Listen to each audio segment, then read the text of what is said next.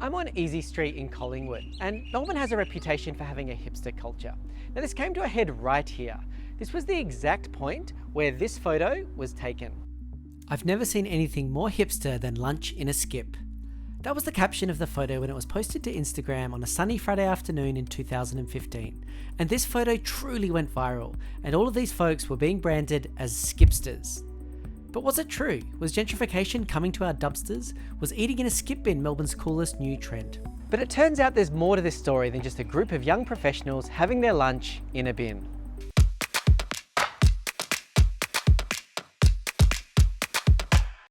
And part of me understands why this is considered peak Melbourne.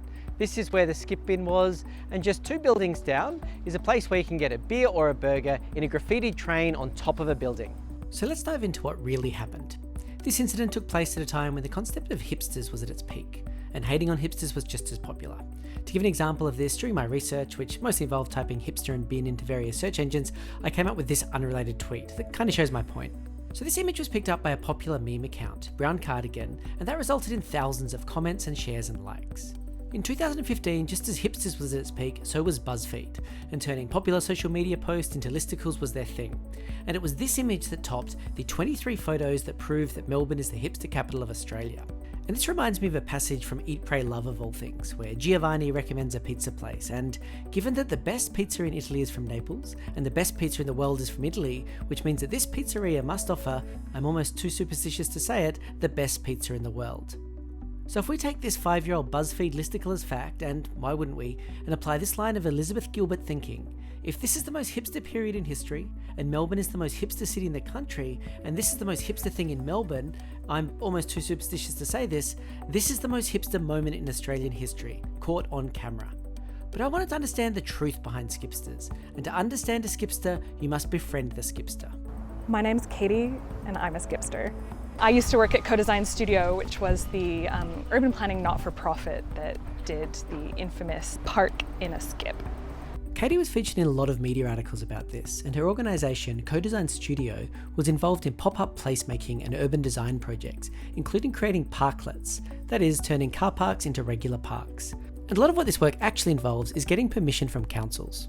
If you're a community member and you want to do something cool in your neighbourhood, there's enormous amounts of red tape. It's not intentional, but it's just really difficult to get stuff through council sometimes. When Ian last applied for an outdoor dining permit, how long did it take? It took about 9 months. 9 months? Yeah.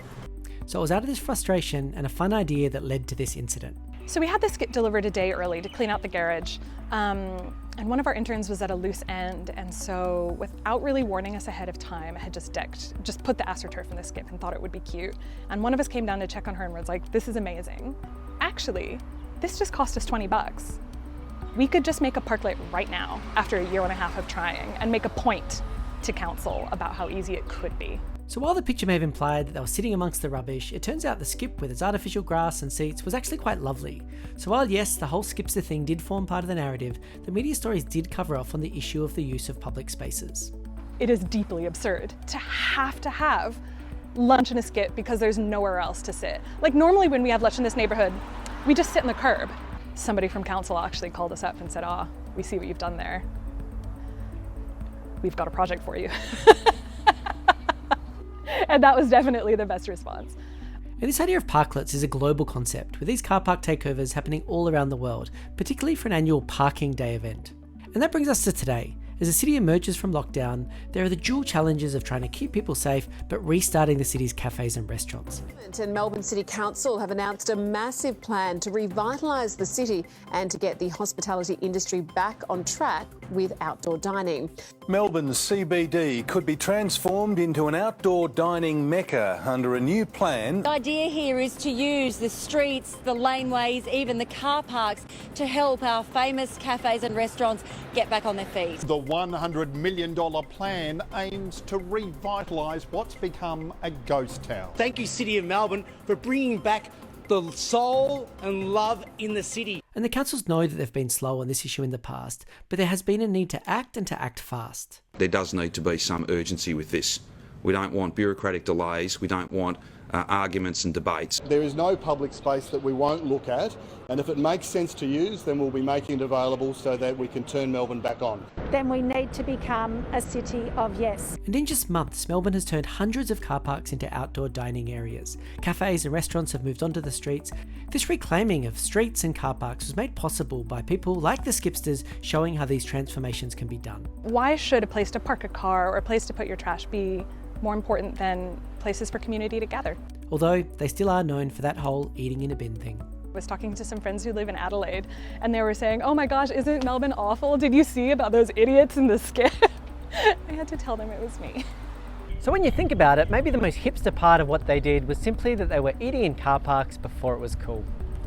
I'm Julian O'Shea, thank you for watching. Please do subscribe if you enjoyed this. There's more Unknown Melbourne videos coming up. That's it from me. It is inherently absurd. There's a bunch of dum-dums sitting in a bin.